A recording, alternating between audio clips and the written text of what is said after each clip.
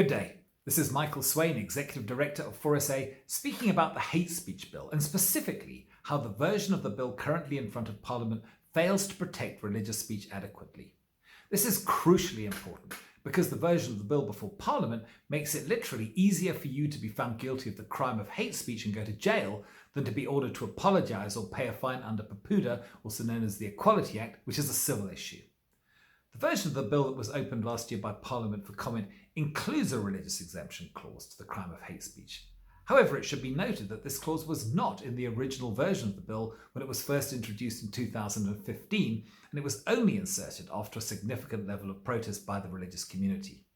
Although public participation was reopened by Parliament last year, and despite numerous public comments calling for the strengthening of this clause so that it expressly protects everybody's constitutional right to religious expression, whether from the pulpit or otherwise, the clause was not strengthened in the current version of the bill.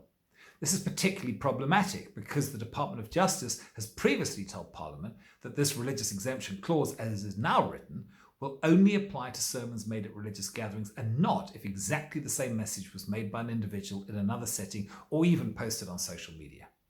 Numerous submissions, including many of the 103,000 individual submissions made by the DRSA platform, are calling for the religious exemption clause to be strengthened. 4SA's 43-page substantive written submission, which we also presented in person before Parliament earlier this year, calls for the strengthening of this clause to provide robust protection for the free expression of faith convictions and beliefs.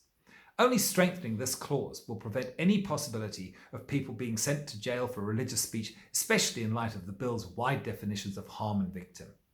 However, and extraordinarily, it was revealed that none of these submissions had been included or considered by the department in their summary of comments and recommendations, which they presented to Parliament on Wednesday and Friday this past week in September 2022. Thankfully, Parliament was alerted to this and recognised the importance of correcting this serious omission.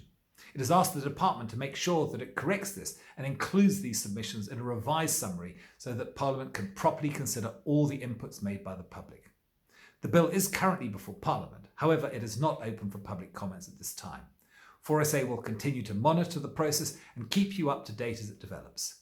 Please go to the forsa.org.za website and support us financially so that we can continue to fight for faith and freedom and to protect you and your organisation. Thank you. Good day, this is Daniela Ellerbeck, the Legal Advisor to Freedom of Religion South Africa. Remember to like and share this video and then click on the subscribe button to make sure you never miss our video updates on vital religious freedom issues.